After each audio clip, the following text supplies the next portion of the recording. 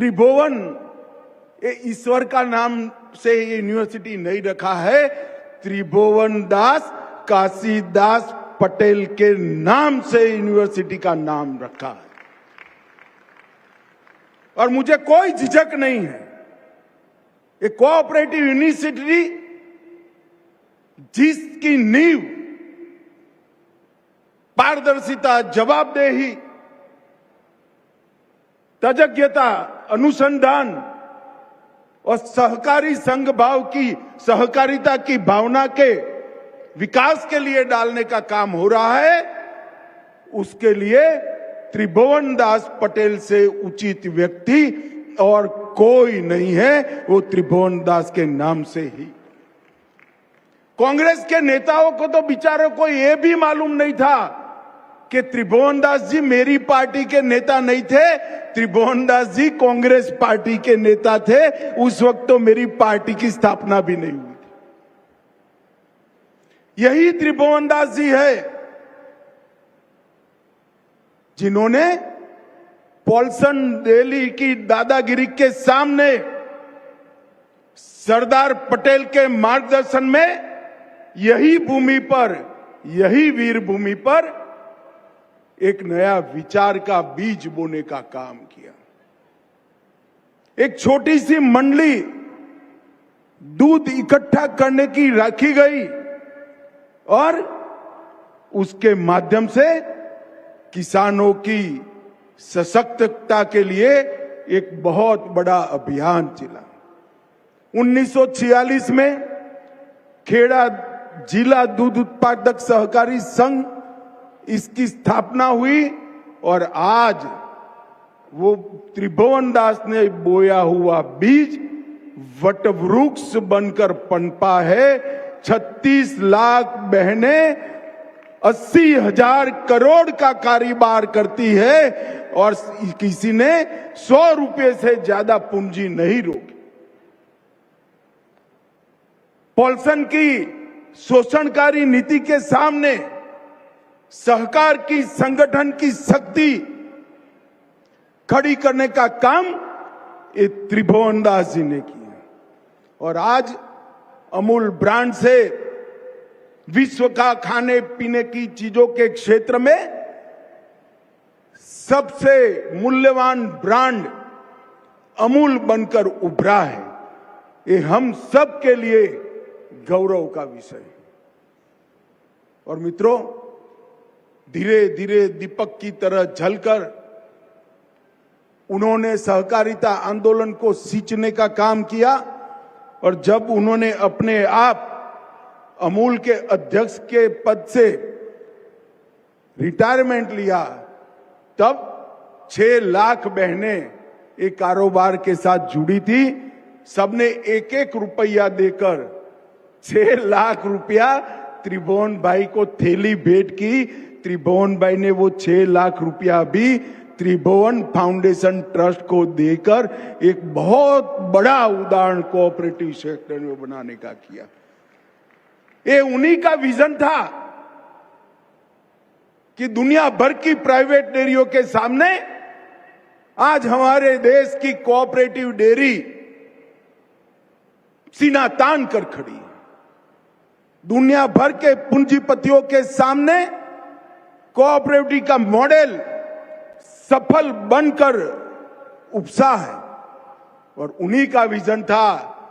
उसको लाल बहादुर शास्त्री ने एनडीडीबी में परिवर्तित किया और एक तहसील से शुरू हुआ आंदोलन आज देश भर में कोऑपरेटिव आंदोलन में बदलकर रह गए।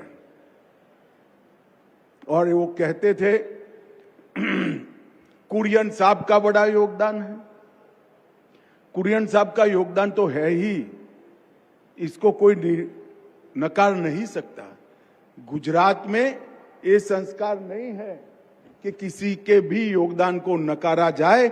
जो लोग बोल रहे हैं उन्होंने कुरियन साहब की शताब्दी के लिए कुछ नहीं किया, ये अमूल ही है जो कुरियन का शताब्दी वर्ष मनाने का काम कर रहा है।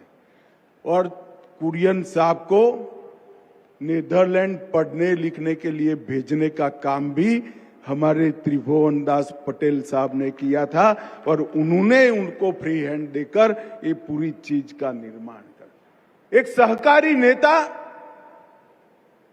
हर सदस्य की भलाई के लिए सोचकर अगर काम करता है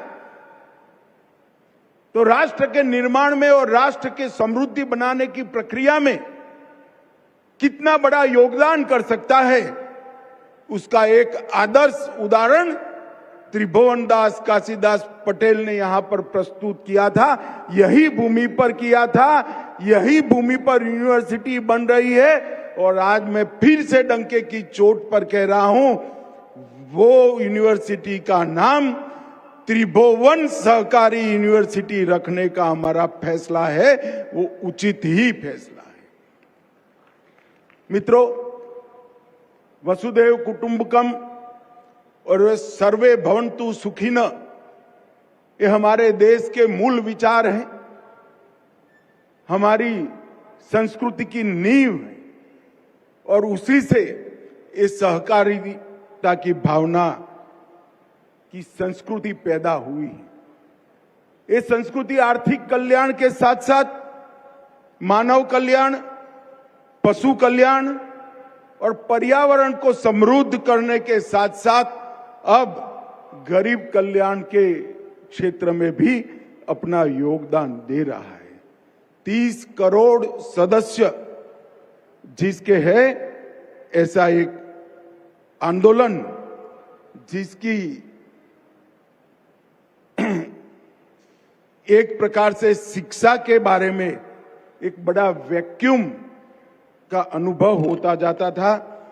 शिक्षा में वैक्यूम था तो नवाचार और प्रशिक्षण में भी वैक्यूम आया, संस्थाओं के बीच में समन्वय में भी वैक्यूम आया और सहकारिता यूनिवर्सिटी बनने के साथ ही ये त्रिभुवन सहकारिता यूनिवर्सिटी ये सारे वैक्यूम को समाप्त कर देगी। नीतियों का भी निर्माण करेगी, नवाचार को बढ़ावा देगी, अनुसंधान का नींव डालेगी, प्रशिक्षण तो करेगी ही करेगी और देश भर के सहकारी संस्थाओं के प्रशिक्षण का एक ही समान प्रकार से कोर्स बनाकर देश भर की सहकारिता को एक ही प्रकार से आगे बढ़ाने का काम ये यूनिवर्सिटी करेगी। पहले प्रतिभाएं थी मगर प्लेटफॉर्म नहीं था। अब उन प्रतिभाओं को ये यूनिवर्सिटी प्लेटफॉर्म देने का काम करे। दिशा तो दिखाई थी त्रिभुवन काका जैसे लोगों ने, परंतु मार्गदर्शन नहीं था।